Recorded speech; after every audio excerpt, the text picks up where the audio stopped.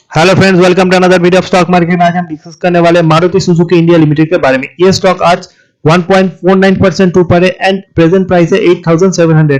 ये अपने 952x high की तरफ बढ़ रहा है जो है 9000 को टच किए बहुत टाइम हो गया। स्टॉक में करेक्शन आया, 7000 के नीचे भी स्टॉक गया था, वहां से फिर से 8000, फिर से 7000। लास्ट टाइम मैंने जब वीडियो बनाया था 7800 इसका प्राइस था। मैंने बोला था अपकमिंग टाइम में जो सेमीकंडक्टर चिप का शॉर्टेज है जिस कारण प्रोडक्शन में बहुत ज्यादा कट इनको करना पड़ा, वो प्रॉब्लम आने वाले टाइम में सॉल्व हो जाएगा एंड बहुत ज्यादा सेल्स मारुति करने वाले हैं इन द ईयर ऑफ 2022। उनका बहुत ही एक अपकमिंग पसंदीदा वेरिएंट जो है बेलेनो ऑलरेडी लॉन्च हो चुका है एंड प्रोडक्शन भी स्टार्ट हो चुका है। सो आने वाले नेक्स्ट 3 क्वार्टर में जबरदस्त सेल्स फिगर आएंगे फ्रॉम मारुति एंड उसी के साथ साथ ब्रेजा का भी अपकमिंग न्यू मॉडल जो कि मार्च अप्रैल में मंथ में आने वाला है, उससे भी बहुत एक्सपेक्टेशन है। सो आने वाले क्वार्टर्स में मारुति का सेल्स बहुत बढ़ेगा, प्रॉफिटेबिलिटी बढ़ेगा, जिस कारण स्टॉक को बहुत फायदा होगा एंड 8000 को टच करने के बाद स्टॉक ने पीछे मुड़ के नहीं देखा। With in a short time stock में बहुत अच्छा बाइंग हमने देखा एंड ये जो बाइंग है वो रुकने नहीं वाला। 9000 को क्रॉस करने के बाद ये 10000 तक भी जाएगा। लास्ट टाइम मैंने वीडियो बनाया था, मैंने कहा था कि 7000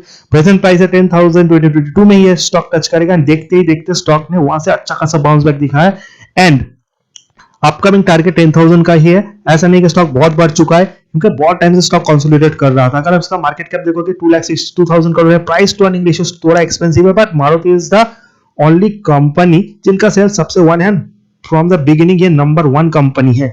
अगर टाटा मोटर्स के शेयर प्राइस को देखोगे वो 500 के कंसिडर कर, हालांकि 500 में भी टाटा मोटर्स में मुझे बहुत अच्छा लगता है, बट उसमें जेएलआर का एक बहुत ही इंपॉर्टेंट रोल है, क्योंकि मैक्सिमम जो रेवेन्यू आता है वो जेएलआर से आता है। जेएलआर के सेल्स के इंपैक्ट से स्टॉक वोलाटाइल हो जाता है, बट मारुति सुजुकी का ऐसा नहीं है। सारा इंडियन बिजनेस है एंड इंडियन मार्केट में इनका सेल्स जो है अपकमिंग क्वार्टर्स में बहुत बढ़ेंगे, there is no doubt on that.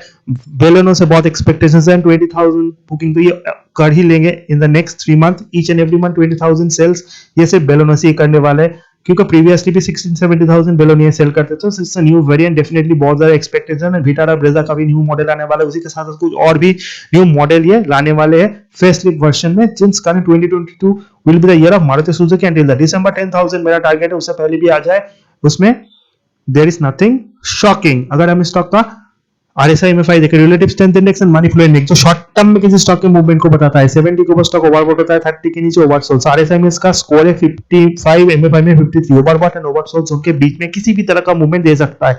जिन लोगों को लगता है स्टॉक बहुत बढ़ चुका है, ऐसा नहीं है। 1 वीक का रिटर्न देखोगे 8300 लो, 8700 इज द हाई। 1 मंथ का लो देखोगे 7800 लो, 9050 is the high. So definitely ये स्टॉक का जो प्राइस मूवमेंट है बहुत ज्यादा वोलेटाइल है।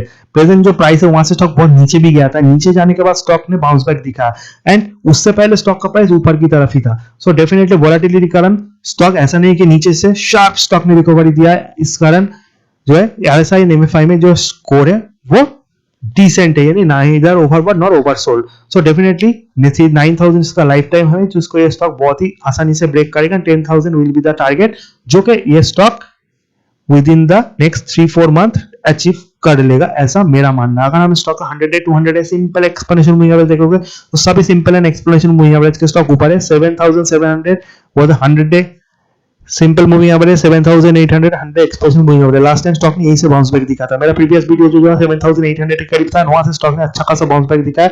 वहां पे जाके 7400 का 200 एक्सप्लेनेशन मूविंग एवरेज सपोर्ट, जिसको इसने रेस्पेक्ट दिया। सो डेफिनेटली अगर आपको लॉन्ग टर्म के लिए बाय करना है आप बाय करो, या फिर थोड़ा होल्ड करो। ऐसा नहीं कि स्टॉक एक ही रेंज में भागेगा, थोड़ा कंसोलिडेट कर रुक सकता है, थोड़ा नीचे आ सकता है ड्यू टू सम रीजन 8500 तक भी आ सकता है, बट ओवरऑल थोड़ा नीचे आए कॉन्फिडेंस ज्यादा बढ़ता है। ओवरऑल इसको जाना तो 9000 के ऊपर ही है एंड 10000 को टच करना है, but profit booking is a part of market and February and March में बहुत अच्छे फिगर्स मारुति से आएंगे, specially in the month of March sales, जो कि अप्रैल में आएंगे। So definitely in this particular sales तो अच्छे बढ़ेंगे, बट बेलेनो का जो एग्जैक्ट सेल्स फिगर है उसका इंपैक्ट देखने के लिए आपको मार्च महीने तक होल्ड करना होगा एंड अप्रैल के फर्स्ट वीक में जो रिजल्ट आएंगे वो एक्सेप्शनली वेल होंगे एंड अपकमिंग क्वार्टर्स के रिजल्ट भी बहुत अच्छे आएंगे।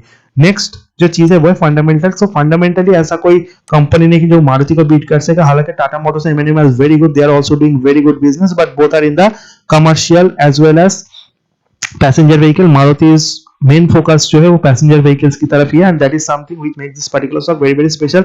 सेकंड जो मेरा फेवरेट स्टॉक है एमएनएम भी पैसेंजर हो या फिर commercial sales are very good. Tata Motors का जीएलआर का बहुत ही इंपैक्ट होता है, इसलिए इसे बाय ऑन डीप स्टॉक 450 400 के करीब हमेशा मैं रिकमेंड करता हूँ। 500 ये रुक रहा है, हालांकि आने वाले टाइम में ऐसा मानना है कि 550 600 तक जाएगा, बट जब ये 520 जाता है वहां से ये फिसल जाता है, फिर 480 के रेंज पे आता है। So definitely it's a trading bet. 480 आए तो बाय कीजिए, 520 आए तो सेल कीजिए, but depending on the market condition and stick stop loss minimum 2% का अपसाइड या डाउनसाइड पे आपका होना चाहिए।